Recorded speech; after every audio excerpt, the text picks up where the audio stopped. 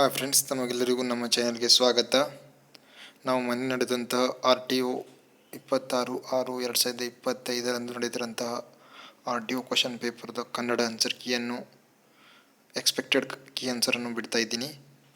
ಮೊದಲನೇ ಕ್ವಶನ್ ನೋಡಬೇಕಾದ್ರೆ, ಅನೇಕ ಉಪವಾಕ್ಯಗಳು ಒಂದು ಪ್ರಧಾನ ವಾಕ್ಯಕ್ಕೆ ಅಧೀನವಾಗಿಸುವಾಗ ಬಳಸುವ ಲೇಖನ ಚಿಹ್ನೆ ಯಾವುದು? ಆಪ್ಷನ್ಸ್ ಈ ಕೆಳಗಿನಂತಿವೆ: ಅರ್ಧ ವಿರಾಮ ಚಿಹ್ನೆ, ಪೂರ್ಣ ವಿರಾಮ ಚಿಹ್ನೆ, ಅಲ್ಪ ವಿರಾಮ ಚಿಹ್ನೆ. ಇದಕ್ಕೆ ಆನ್ಸರ್ ಆಪ್ಷನ್ 1 ಅರ್ಧ ವಿರಾಮ ಚಿಹ್ನೆ ಆಗುತ್ತದೆ.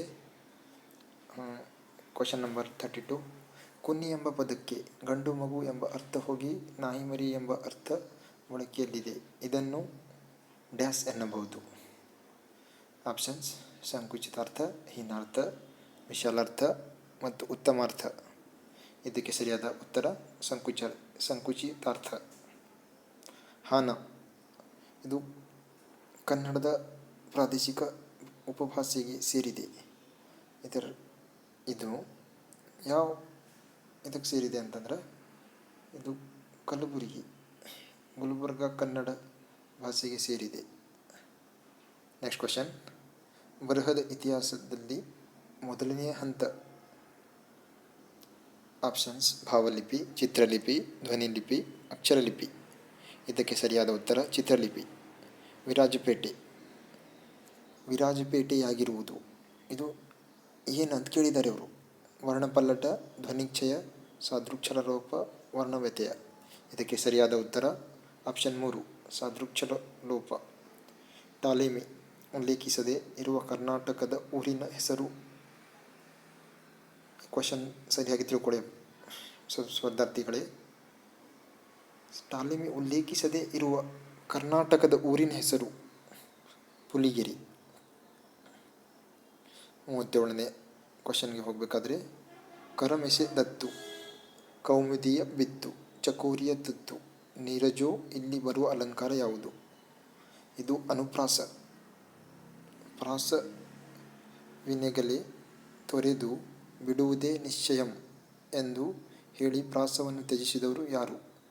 Options doctor GS Shivarudrappa, Kuvempu, M Govinda Pai, Shivaram Karanth. ಇದಕ್ಕೆ ಸರಿಯಾದ ಉತ್ತರ M Govinda Pai. Next question, ಪಾಶ್ಚಾತ್ಯ ಪದದ ವಿರುದ್ಧಾರ್ಥಕ ಪದ ಯಾವುದು? ಇದರ ಆನ್ಸರ್ ಪೌರತ್ವ ಆಗುತ್ತದೆ.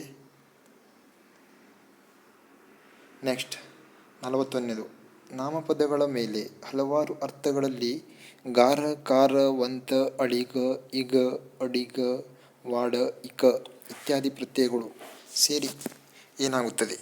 ತದಿತಾಂತಗಳು. ಆನ್ಸರ್ ಡೈರೆಕ್ಟ್ ಹೇಳೋಣ ಫ್ರೆಂಡ್ಸ್, ಸಮಯ ವ್ಯರ್ಥ ಮಾಡಬಾರ್ದು ನಿಮ್ಮದು.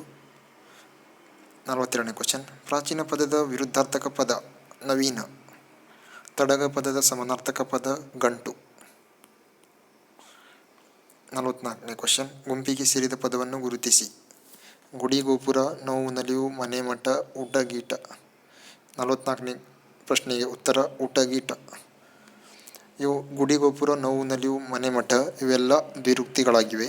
ಊಟ-ಗೀಟ ಇದು ಜೋಡು ನುಡಿಯಾಗಿದೆ. 45ನೇ ಕ್ವಶನ್, ಡೈರೆಕ್ಟ್ ಆನ್ಸರ್ಗೆ ಹೋಗೋಣ ಫ್ರೆಂಡ್ಸ್.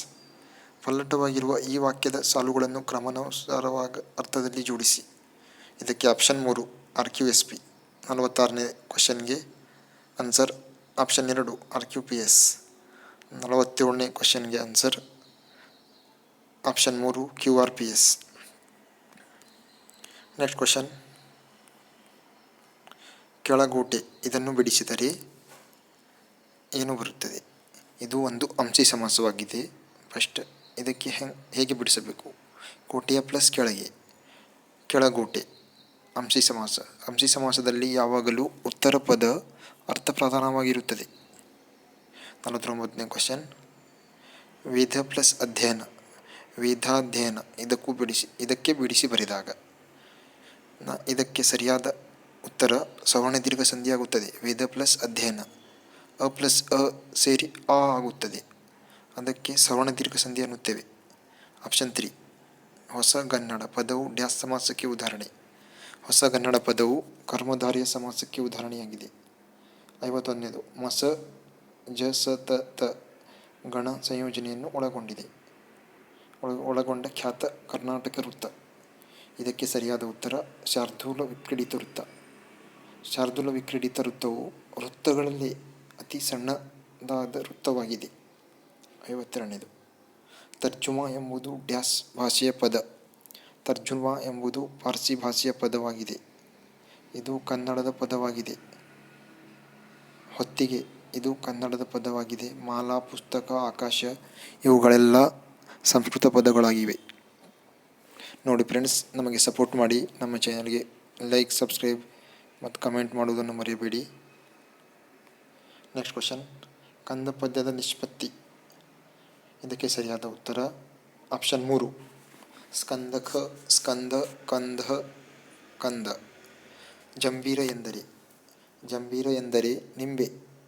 ಒಂದು ಶಬ್ದವನ್ನು ಅಥವಾ ವಾಕ್ಯವನ್ನು ಹೇಳಿ ಅದಕ್ಕೆ ಸಮಾನಾರ್ಥಕ ಶಬ್ದವನ್ನು ವಾಕ್ಯವನ್ನು ಹೇಳುವಾಗ ಬಳಸುವ ಚಿಹ್ನೆ. ಆಪ್ಷನ್ 1 ವಿವರಣಾತ್ಮಕ ಚಿಹ್ನೆ, ಅಧಿಕ ಚಿಹ್ನೆ, ಆವರಣ ಚಿಹ್ನೆ ಮತ್ತು ಉದ್ಧರಣ ಚಿಹ್ನೆ. ಇದಕ್ಕೆ ಸರಿಯಾದ ಉತ್ತರ ಆವರಣ ಚಿಹ್ನೆ. 51ನೇದು ನೋಡೇನು. ಇದು ಡ್ಯಾಸ್ ಕ್ರಿಯಾಪದವಾಗಿದೆ. ನೋಡೇನು ಇದು ನಿಷೇಧಾರ್ಥಕ ಕ್ರಿಯಾಪದವಾಗಿದೆ.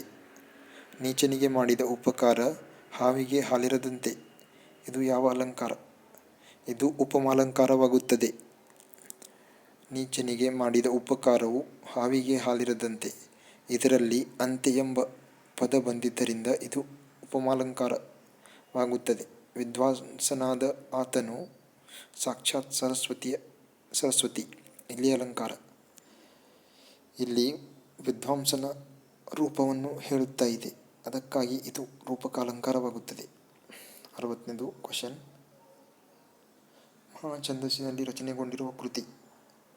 ಇದು ಶ್ರೀರಾಮಾಯಣ ದರ್ಶನಮು ಮಹಾಛಂದಸ್ಸಿನಲ್ಲಿ ರಚನೆಗೊಂಡಿರುವ ಕೃತಿಯಾಗಿದೆ. ಈ ಕ್ವಶನ್ ರಿಪೀಟೆಡ್ ಕ್ವಶನ್ ಆಗಿರುತ್ತದೆ.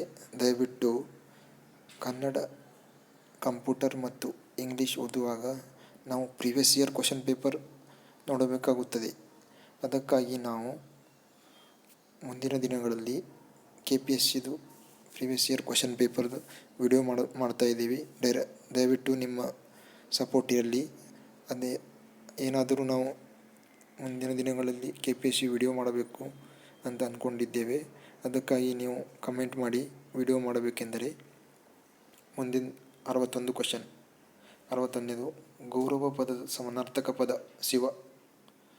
62ನೇದು ಕವುಚು ಪದದ ಸಮಾನಾರ್ಥಕ ಪದ ಹೊಲಸು ವಾಸನೆ.